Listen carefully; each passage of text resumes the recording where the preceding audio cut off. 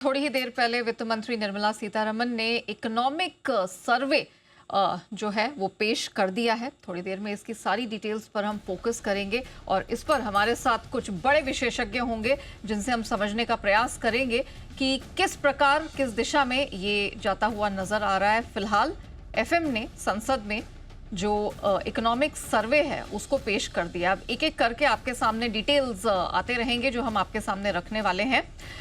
सबसे पहले तो यहाँ पर आप देख सकते हैं कि 6.8 से 7% के आसपास के ग्रोथ का अनुमान यहाँ पर पेश किया जा रहा है और जैसे जैसे करके डिटेल आपके सामने निकल कर आएंगे हम इस पर फोकस करेंगे। इससे एक दिशा मिलती है कि बजट किस तरफ जाता हुआ नजर आ रहा है।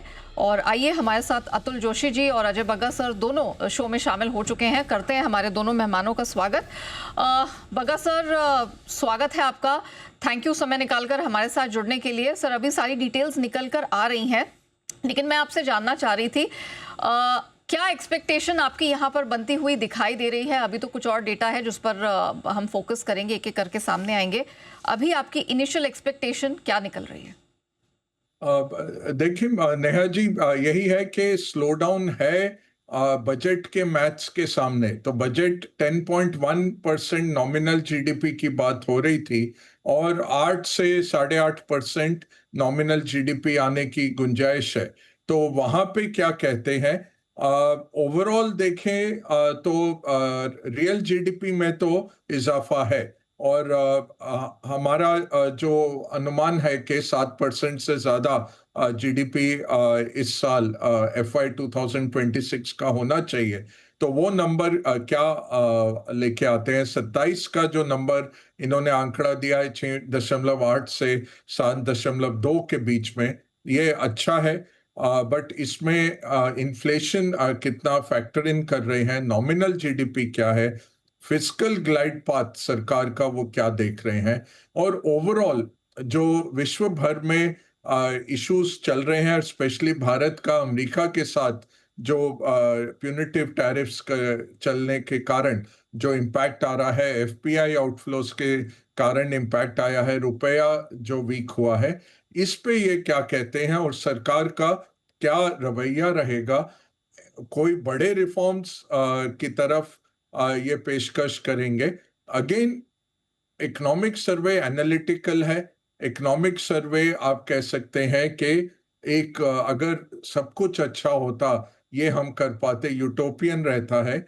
और ये भी एक गुंजाइश रहती है कि जो एक चीफ इकोनॉमिस्ट है और उनकी टीम है वो थोड़ा सा पॉलिसी मेकिंग के पर्दे के पीछे हमें दिखाए कि क्या सोच है। बट ये नहीं है कि ये तय नहीं है कि बजट में जो इकोनॉमिक सर्वे दिखाएगा वही बजट का प्रायोरिटी रहेगा। नेहा जी, ये डिफरेंस रहता है। बिल्कुल, ये आपने सही कहा सर। और हम एक एक करके देख रहे हैं कि डेटा निकल कर आ रहे हैं। 6.8 से 7.25% के आसपास यहाँ पर ग्रोथ की संभावनाएं जताई जा रही है। अतुल सर, आपसे मैं जानना चाहूंगी अब क्या सबसे बड़ी चुनौती वित्त मंत्री के सामने रहने वाली है? ग्रोथ पर ध्यान देना, फिस्कल डेफिसिट पर फोकस करना, जिस तरह की जियोपॉलिटिकल चुनौतियां हमारे सामने हैं, पर्टिकुलरली जो अमेरिका के साथ ट्रेड डील को लेकर मामला अभी तक कहीं सुलझता हुआ दिखाई नहीं दिया है। दूसरे देशों के साथ भले ही हम ट्रेड डील यहां पर कर रहे हैं, सबसे बड़ी चुनौती देश की अर्थव्यवस्था के सामने क्या दिखाई दे रही है आपको? देखिए, जो नॉमिनल जीडीपी की बात बग्गा सर ने की है, मेरे ख्याल से वही सबसे बड़ी चुनौती है कि नॉमिनल जीडीपी कम हो रहा है और जो रियल जीडीपी है वो ज्यादा इसके लिए दिख रहा है क्योंकि इन्फ्लेशन 1% से भी कम की तरह रिपोर्ट किया गया है। तो मेरे ख्याल से ये एक सबसे बड़ी चुनौती है। जो दूसरा चीज जिसको मैं कहूंगा कि उसमें मेरे ख्याल से वित्त मंत्री को कोई ऑप्शन नहीं है, वो है फिस्कल। तो फिस्कल में भी दो चीजें हमको बहुत करीबी देखनी होगी। एक होगा कि फिस्कल डेफिसिट जो है वो 4.4% मेरे ख्याल से अचीव तो कर ही लेंगे, लेकिन शायद वो अचीव करने के लिए थोड़ा सा कैपेक्स कम करेंगे। जो बजट है 11,20,000 करोड़, उसमें थोड़ा सा मेरे ख्याल से कटौती दिखेगी हमको। और वो जो पैसा बच जाएगा कैपेक्स में FY 26 के लिए, वो 26-27 में हमको उसका इजाफा दिखेगा। सो कैपेक्स वहां पर रहेगा, लेकिन फिस्कल डेफिसिट अगले साल के लिए 4.2 या 4.3 के आसपास मुझे दिखती है।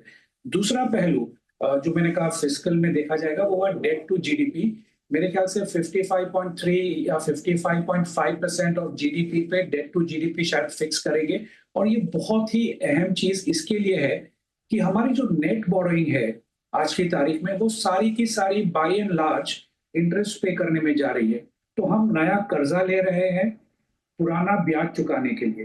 तो ये एक तरीके से डेट ट्रैप माना जाता है। तो जो गवर्नमेंट की पॉलिसी स्टेटेड है, लेकिन उसका जो पाथ है वो किस तरफ जा रहा है, ये सबसे अहम चीज। और मेरे ख्याल से दूसरी सबसे बड़ी चुनौती होगी इंटरेस्ट, न्यू बोरोइंग, कैपेक्स और फिस्कल को बैलेंस करना।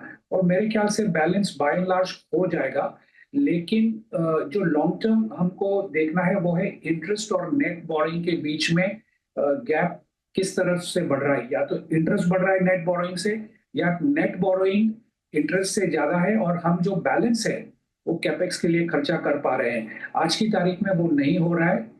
नया बोरोइंग सिर्फ और सिर्फ पुराना कर्जा चुकाने में जा रहा है, वो बहुत ही बुरी चीज है। तो ये 3-4 चीजें मेरे ख्याल से चुनौती है। और बैलेंस बनाना इतनी ज्यादा तकलीफ मुझे इसके लिए नहीं दिख रही, क्योंकि फर्स्ट टाइम हम देख रहे हैं कि अच्छा खासा कंट्रोल रेवेन्यू एक्सपेंडिचर के ऊपर गवर्नमेंट ने किया है। तो ये काफी पॉजिटिव चीज है, ये परमानेंट रिडक्शन माना जा सकता है रेवेन्यू एक्सपेंडिचर का कंट्रोल। तो पॉसिबिलिटी है, लेकिन चैलेंजिंग एनवायरनमेंट है। ओके, तो ये है आपके लिए पूरा का पूरा ग्रोथ टारगेट बनाने को लेकर विश्लेषण अतुल जोशी साहब का। आइए हमारे साथ बाजार के जाने माने दिग्गज एमके इन्वेस्टमेंट मैनेजर्स के डायरेक्टर और सीईओ मनीष सोनथालिया साहब भी जुड़ चुके हैं। मनीष जी, गुड आफ्टरनून, स्वागत है आपका। बस इकोनॉमिक सर्वे के एक एक करके आंकड़े आने की तैयारी में है, मैं आपके सामने रखूंगा भी। फिलहाल तो ग्रोथ का आंकड़ा आया है, 7.2% का अनुमान बताया है ग्रोथ का इकोनॉमिक सर्वे में। क्या कहेंगे, उम्मीद के मुताबिक ही है?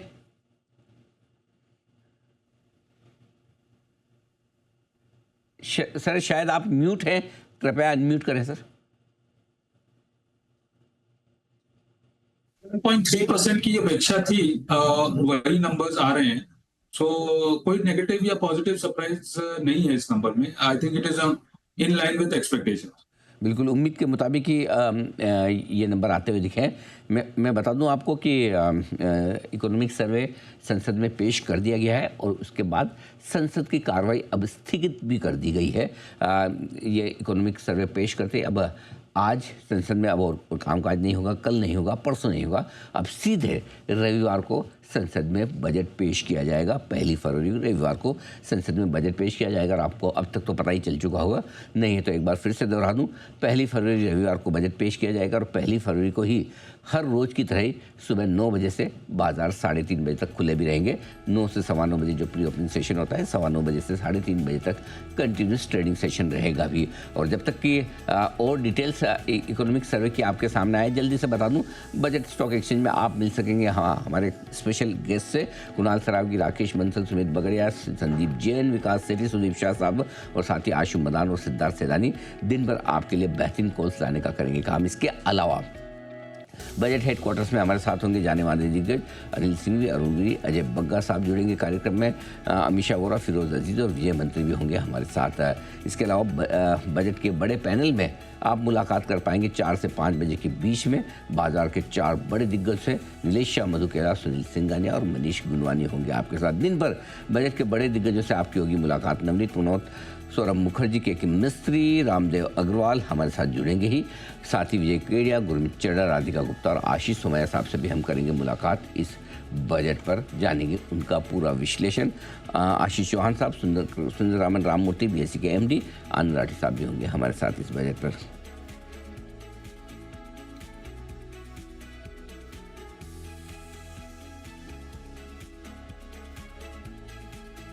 बिल्कुल, तो इकोनॉमिक सर्वे में आमतौर पर जो तस्वीर पेश की जाती है, कई बार लोगों का पहले मानना था कि उसका काफ़ी कुछ असर बजट बनाने पर पड़ता है, लेकिन धीमे धीमे इकोनॉमिक सर्वे और बजट का कनेक्शन थोड़ा सा कम होता दिख रहा है। बजट भी एक पॉलिसी डॉक्यूमेंट की तरह ज़्यादा होता दिख रहा है, बजाय एक झटका देने वाली किसी बड़ी इवेंट के तौर पर। अतुल जोशी साहब, कितना असर आप देखेंगे इस इकोनॉमिक सर्वे का बजट पर?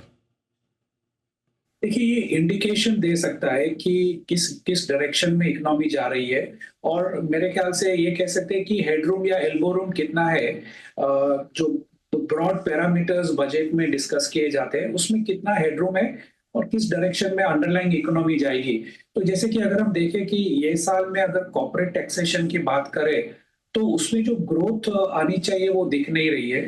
तो उसका इफेक्ट अगले साल के ऊपर भी दिखेगा। जो हमारे प्रेडिक्शंस होंगे कि भाई रेवेन्यू जो है, खास करके टैक्स रेवेन्यू, उसमें कॉर्पोरेट टैक्सेशन की जो ग्रोथ होगी वो मेरे ख्याल से 25-26 के लिए बताई उससे परसेंटेज टर्म्स में कम होगी। तो ये एक इंडिकेशन देता है कि किस तरफ हमारी इकोनॉमी जा रही है। लेकिन ओवरऑल तो देखिए, मेरे ख्याल से जो जो कॉन्स्टिट्यूशन होता है वो तो हमारा ये टारगेट है फिस्कल डेफिसिट का, और इसको अचीव करने के लिए हमें कहाँ पर क्या मैथ्स लगाना है वो बैकवर्ड थोड़ा भी चल रहा है। तो ओवरऑल इंडिकेशन है, बजट में बहुत ज्यादा इसका इनपुट्स जो है वो बियॉन्ड सर्टेन लिमिट्स नहीं होता है। बात है, ये बात भी सही है। बग्गा साहब भी हमारे साथ हैं। बग्गा साहब, इकोनॉमिक सर्वे में दो इंटरेस्टिंग चीज़ें आई हैं स्पेसिफिकली लिखकर। एक तो आर्टिफिशियल इंटेलिजेंस और दूसरा शहरीकरण, जिसे हम अर्बनाइजेशन कहते हैं। इन दोनों पर बजट का बड़ा फोकस बताया जा रहा है। आई मीन इकोनॉमिक सर्वे का फोकस है। बताएं सर, कैसे देखते हैं आप इसे?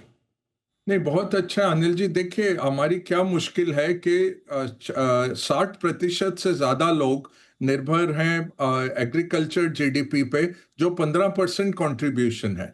तो आपको चाहिए कि अर्बनाइज हो और मैन्युफैक्चरिंग में जॉब्स क्रिएट हो और सर्विसेज में हो, ताकि जो एग्रीकल्चर पे लोग डिपेंडेंट है और आपका पर कैपिटा नीचे आ जाता है, और प्रोडक्टिविटी भी बहुत लो है देश की, क्योंकि इतना बड़ा तबका देश का एग्रीकल्चर पे निर्भर है और उसका प्रोडक्टिविटी इतना लो है, 15% जीडीपी वो बनाते हैं। तो अर्बनाइजेशन बहुत अहमियत रखता है। ग्लोबल सप्लाई चेन में लाना लेबर को, हमारे भारत के लेबर को स्किल करना और नौकरियां क्रिएट करनी।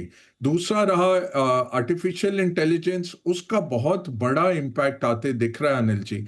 और आगे चल के जो भी आर्टिफिशियल इंटेलिजेंस को यूज करके उसको अप्लाई कर पाएंगे, वो ग्लोबल सप्लाई चेन में रहेंगे, नहीं तो नॉकआउट हो जाएंगे। आपने देखा होगा सिटी बैंक के ग्लोबल सीईओ ने उस दिन कहा कि 1,75,000 हमारे एम्प्लॉयज हैं और हम सबको ट्रेनिंग दे रहे हैं अब एआई में, और एआई पे ट्रेनिंग लेना बहुत अहम रहेगा आगे प्रमोट होने में। कल आपने देखा होगा अमेज़न ने 16,000 वाइट कॉलर वर्कर्स को निष्कासित किया है, और अक्टूबर और ये मिला के देखें तो 30,000 सीनियर मैनेजर्स और वाइट कॉलर वर्कर्स एआई के कारण उन्होंने निष्कासित किया है। तो ओवरऑल देखें तो एआई का बहुत बड़ा इम्पैक्ट है दुनिया भर में। सेमीकंडक्टर्स बहुत जरूरी है, अब एक नेशनल नीड हो गया है सेमीकंडक्टर्स के आप बना पाए, और एटलीस्ट जो छोटे लेवल के सेमीकंडक्टर्स हैं, आप 2 या 7 nm वालों की बात मत करिए, जो वेरी बेसिक, जो हर टीवी में लगते हैं, हर फोन में लगते हैं, हर गाड़ी में सैकड़ों उस तरह के हैं। एटलीस्ट वो हम खुद बनाने लग जाएं, क्योंकि कोविड टाइम में ये दिखा कि जिस देश के पास सेमीकंडक्टर था, रेयर अर्थ था, मैग्नेट था, वो बिल्कुल इकोनॉमिक रिटेलिएशन कर सकता था। अगर ऑस्ट्रेलिया ने बोला कि चाइना से कोविड आया, तो ऑस्ट्रेलिया का सामान उन्होंने मंगाना बंद कर दिया और साथ में उसको सप्लाई देना बंद कर दिया। तो ये सब देखते हुए बहुत अच्छा है, अर्बनाइजेशन और एआई का जो फोकस है बहुत जरूरी भी है। बात है। और बजट में कुछ इकोनॉमिक सर्वे में कुछ बड़ी इंटरेस्टिंग चीज़ें कही है। एक बार मनीष सोंथालिया साहब से उस पर राय लेना चाहता हूँ। उन्होंने कहा कि ग्लोबल माहौल ढीला है, इसमें कोई डाउट नहीं, लेकिन भारत की अर्थव्यवस्था मजबूत रहेगी। और वित्त वर्ष 2027 इकोनॉमिक सर्वे का ये कहना है कि निवेश और खपत, यानी कि इन्वेस्टमेंट और कंजम्पशन का साल रहेगा। क्या आपको लगता है ऐसा हो सकता है?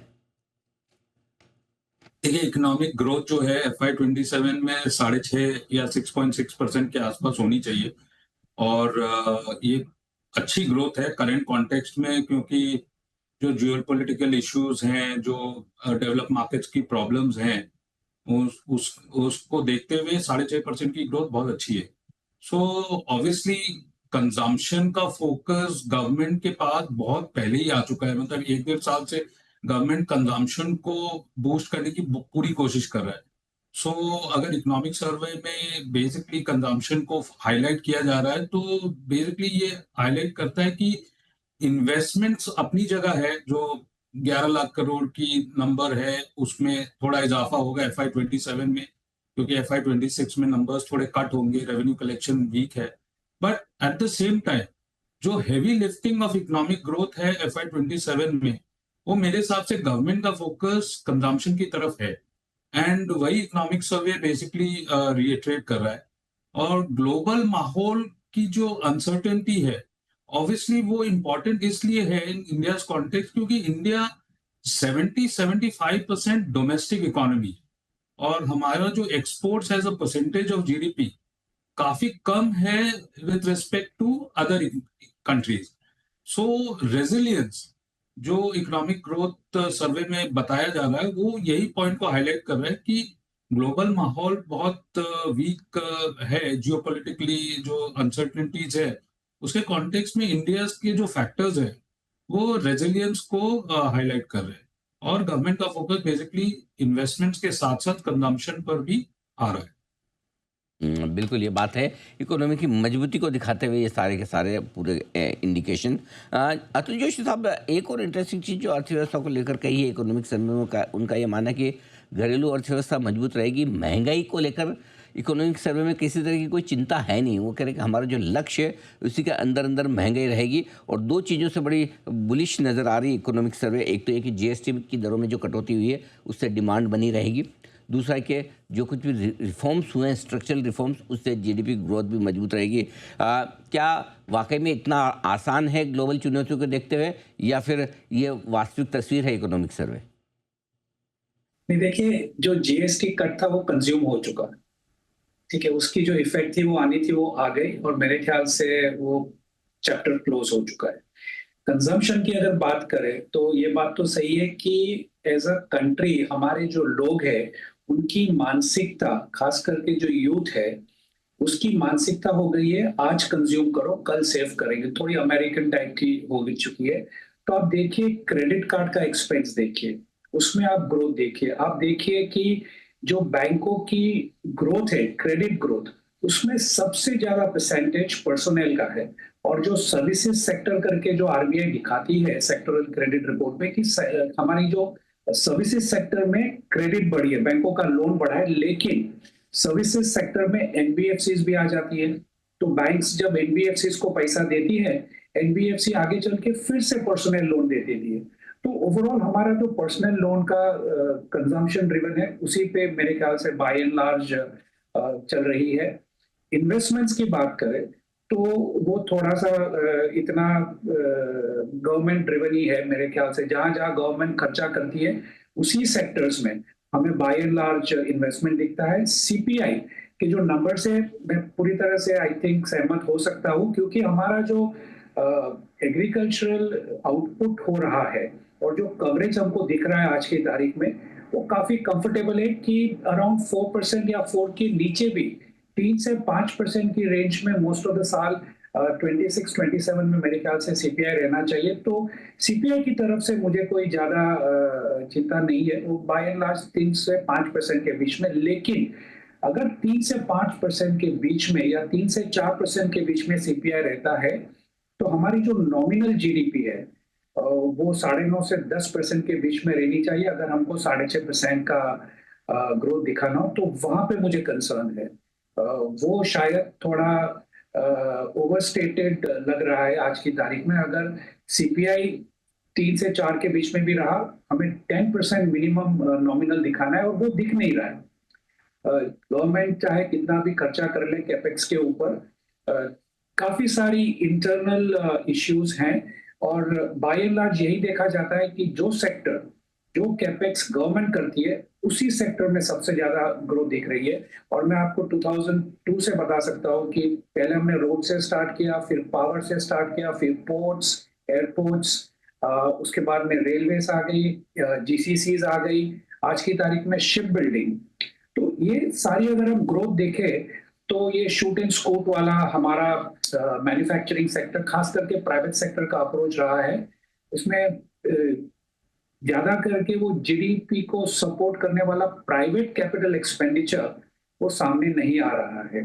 तो वहां पर एक मुझे क्वेश्चन मार्क रहेगा कि 3 से 4 अगर सीपीआई रहता है राइट, और आपका नॉमिनल 10 क्रॉस नहीं करता है, आपकी जीडीपी नंबर कम आ जाएगी। परफेक्ट, ठीक बात है। इस बीच कुछ और इंटरेस्टिंग खबरें आ रही है इकोनॉमिक सर्वे को लेकर। मैं आपको बता दूं कि इकोनॉमिक सर्वे की एक सॉफ्ट कॉपी मेरे पास आ चुकी है, 739 पेज का। यहाँ 739 पन्ने हैं एक इकोनॉमिक सर्वे के। इसमें से कुछ और खास बातें जो हमारी टीम पढ़कर आपके सामने रख रही है। अमेरिका के साथ ट्रेड डील इसी साल होने की उम्मीद है इकोनॉमिक सर्वे में। उनका यह मानना है कि एक बड़े देश के साथ इस तरह के बायलैटरल ट्रेड एग्रीमेंट होने से जीडीपी ग्रोथ को बड़ा बढ़ावा मिलेगा, एक्सपोर्ट्स को बड़ा बढ़ावा मिलेगा। इसके साथ ही कुछ और सरकारी कंपनियों के विनिवेश भी इस साल होने की उम्मीद कर रहा है। कुछ कंपनियों में हिस्सा बिक्री की योजना सरकार की रहेगी। ये कुछ और नई चीज़ें आती दिख रही है। और जब बात निकली है यूएस के साथ ट्रेड डील को लेकर उम्मीद है इस साल होने की, बग्गा साहब हमारे साथ है। बग्गा साहब, इकोनॉमिक सर्वे को भी अब उम्मीद है इस साल ट्रेड डील होने की, लेकिन दिक्कत है कि इस साल की शुरुआत हम जनवरी में है, इस साल दिसंबर तक चलेगा सर, कब होगी? जी, और ये तो FY 27 का इकोनॉमिक सर्वे हाँ, ये तो बना, मतलब तो अगली मार्च तक है। मतलब मार्च तक तो होनी नहीं है। तो यही है अनिल जी। देखिए, जो EU के साथ करार हुआ है उसके बाद उम्मीद तो जागी है और यही निकल रहा है। बट ये कई बार हो चुका है, पिछले जून ऑनवर्ड्स ये कई बार हो चुका है कि अगले कुछ दिनों में आया कि आया। तो अब यही हमें देखना है, या तो मोदी जी अगर अमेरिका जाने का ऐलान करें या ट्रंप जी आने का ऐलान करें, तब आप सोच सकते हैं कि डील हो गई है। तो उससे पहले मार्केट तो अब नहीं मान रहा है, मार्केट कह रहा है जब होगा तब देखा जाएगा। बट अहमियत क्या है? अहमियत है, सेंटिमेंटल है और फंडामेंटल भी है। सेंटिमेंटल ये है कि दो बड़े डेमोक्रेसीज जिनका एक स्ट्रैटेजिक रिलेशनशिप बन गया था, उसके अंदर ये पीटर नवारो हो, लटनिक हो, इवन स्कॉट बेसेंट हो, जिस तरह के बयानबाजी करते रहे हैं, वो उन्होंने काफी उसमें क्षति की है। जो एक स्ट्रैटेजिक रिलेशनशिप भारत और यूएस में बन गया था, तो उसको वापस लाने की बहुत जरूरत है। मोदी जी ने बहुत फर्स्ट क्लास तौर से हर वक्त बिल्कुल डिप्लोमेटिकली और एक सौहार्दपूर्ण अपना पेश किया है नजरिया। ट्रंप ने भी मोदी जी की प्रशंसा की है रिपीटेडली, बट उनके जब एडवाइजर ऐसे हॉक्स हैं जो कि दुनिया को ऐसे देखते हैं कि सारी दुनिया हमारी कॉलोनी है और हमारे पास $1.5 ट्रिलियन का मिलिट्री एक्सपेंडिचर पड़ा हुआ है, तो हमारे सामने सब झुकेंगे और भारत जैसा इंडिपेंडेंट देश हो तो फिर वो दिक्कत है। बट फंडामेंटली हमें चाहिए, ये ट्रेड डील चाहिए। ऐसा नहीं है कि बहुत छोटा हिस्सा है हमारे जीडीपी का या ये सब चीजें। हमने पिछले साल में देख लिया जो इम्पैक्ट आता है, और हमें चाहिए कि डील हो ताकि एंगेजमेंट रहे। जो भी कह लीजिए, सबसे बड़ी इकोनॉमी है दुनिया की और हमारे पास सामान है उनको बेचने का। चीन देखिए, दूसरी बड़ी इकोनॉमी, उसको हमारे से कुछ चाहिए ही नहीं। $100 बिलियन का हम डेफिसिट रन कर रहे हैं चीन के साथ। वहां पे हमें इंपोर्ट सब्स्टिट्यूशन करना है जितनी तेजी से कर पाए, ताकि वो डेफिसिट हम ना करते रहें। बाकी हमारे पास अपार्ट फ्रॉम रॉ मटेरियल और कुछ थोड़ा सा हथकरघा का सामान ले लीजिए, बाकी कुछ है ही नहीं चीन को भेजने के लिए। ये बहुत बड़ी फिर एक दिक्कत हो जाती है, और इसलिए EU का करार बहुत अहम है। यूके का जो करार हुआ वो बहुत अहम है। ऑस्ट्रेलिया से करार कर लिया हमने, अब कोरिया, जापान, ये सब भी हुआ है। तो यूएस बहुत अहम है अनिल जी, इसको हम नजरअंदाज नहीं कर सकते। बट अभी जब तक हो ना जाए या एटलीस्ट पता लगे कि दोनों मिलने वाले हैं, तब आप सोच सकते हैं, वो लीडिंग इंडिकेटर रहेगा कि डील हो चुकी है। बिल्कुल ठीक बात है, ये पूरा का पूरा इंडिकेशन आपको मिलेगा भी, लेकिन उम्मीद करें कि जल्दी होती दिखे। इस बीच वित्त वर्ष 2026 के लिए, यानी कि यही मार्च के लिए, वित्तीय घाटे का लक्ष्य 4.4% रखा गया है। ये लक्ष्य, ये आपके लिए फिस्कल डेफिसिट का आंकड़ा आएगा 4.4%। एक क्विक रिएक्शन जल्दी से सोनथालिया साहब आपसे, 4.4% अगर बजट में वित्तीय घाटा आता है इसी करंट फाइनेंशियल ईयर के लिए, कैसे देखेंगे आप? तो ग्लाइड पाथ तो इंटैक्ट है। FY 27 के लिए 4.2% की रिट्रेशन होनी चाहिए फाइनेंस मिनिस्टर के पॉइंट ऑफ व्यू से। उसमें कोई स्लिपेज दिखाई नहीं देती है। चूंकि इस साल हमें तो यही लगता है कि 2 लाख करोड़ का रेवेन्यू शॉर्टफॉल होगा, तो गवर्नमेंट ग्लाइड पाथ से थोड़ा भटकने की संभावना हो सकती है। पर मुझे ऐसा लगता नहीं है हमारी गवर्नमेंट ये 4.2% के टारगेट FY 27 को मेंटेन रखेगी। And in that backdrop I think 4.4% जो इकोनॉमिक सर्वे बता रही है रियलिस्टिक है। एंड 4.2% की आउटलुक मुझे दिखाई देती है। ये 4.2% तक आए तो बेहतर और उसकी उम्मीद भी है, ये मानना है सोनथालिया साहब का। अजय बग्गा साहब, अतुल जोशी साहब, मनीष सोनथालिया साहब, बहुत बहुत धन्यवाद आपका। आप इकोनॉमिक सर्वे के दिन जुड़े और आपने अपनी राय दी। जल्दी आपसे बजट के फिर से आपसे मुलाकात होगी। आज के लिए बहुत बहुत शुक्रिया। इस खास शो में इतना ही, मुझे दीजिए इजाज़त। नमस्कार।